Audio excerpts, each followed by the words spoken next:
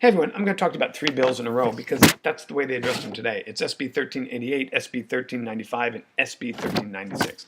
Bottom line, these three bills allow local districts to exit the Common Core, exit the PARCC assessment, and develop their own curricula and tests. That's the bottom line.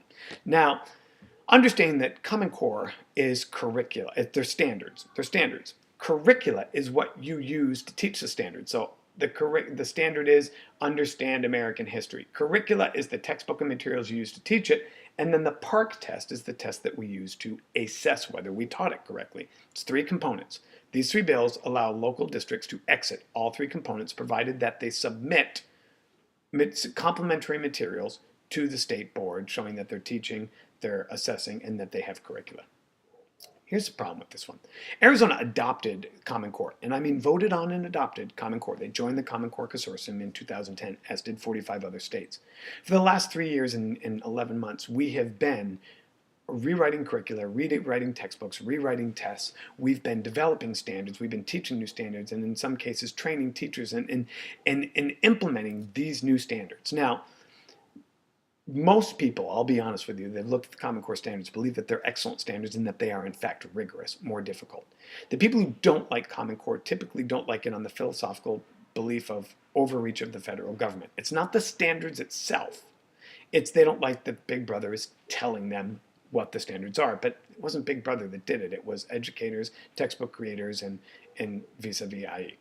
The point is this. If a local district opts out of that, Chandler's not going to do that. They've invested too much time and money in these standards, and by and large, they like the standards. It's more rigorous, it's more difficult, and they're getting support from the federal level to bring them to life. Beyond that, they can now test on a national standard. Where's my son doing against a kid in Oklahoma, Pennsylvania, Alaska?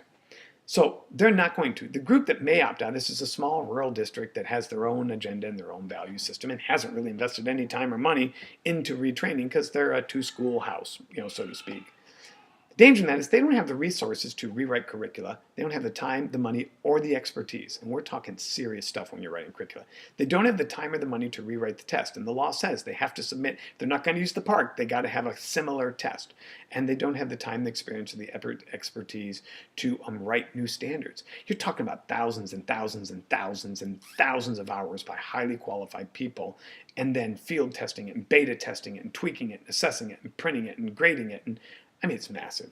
So what we've done is we've taken this nationally accepted, not universally agreed upon, but nationally accepted set of standards that we all know are rigorous, we all know have weight and value, and come with the support mechanisms and give us a global perspective on education.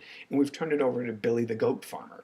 And I don't mean to be rude, but that's what we're doing. We're taking out of the hands of people trained with experience and expertise and handing it in other people's hands. That doesn't make sense to me. The bottom line is, I think this is about pride and arrogance. I think that people don't like having someone else tell them what they should do. It doesn't matter what it is, they just don't like it.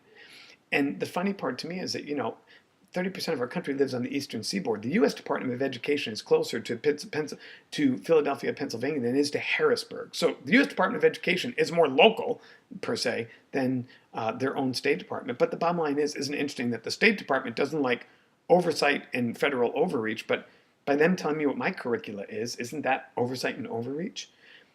Here's what I believe. There's a time for 50 states. There's a time for states' rights. And then there's a time that we're one country. We have a national standard for roads. We have a national standard for building. We have a national standard for meat. We have a national standard for health and safety occupations. We have a national standard for every education. The thing is, all the countries that we admire all have national agendas, national standards, and national backing as a priority item. And this is the first time in my professional life that we've had that. We've got a national conversation piece, a national set of standards, and a nationally way to assess what's happening in Arizona versus what's happening in Pennsylvania. We've always said we're an AIM school excelling, but what does that mean compared to New Mexico? What does it mean? The thing is, we want local control, but we're competing in a national marketplace. That kid's going to have to compete for a scholarship and college entrance against kids from all over the country. That kid's going to have to compete for a job and for a promotion against people from all across this country, if not globally. When the internet came about, local control of education became obsolete. This is a national issue. This is a nationally competitive marketplace, and it should be a national curricula. That's my personal opinion. I'd be interested to hear yours. I'm not saying Park is perfect, and I'm not saying Common Core is perfect, but boy, it's a huge step in the right direction. And at least Arizona is a part of the conversation. And if this bill passes, we may or may not be. But you'll find about that in the next bill.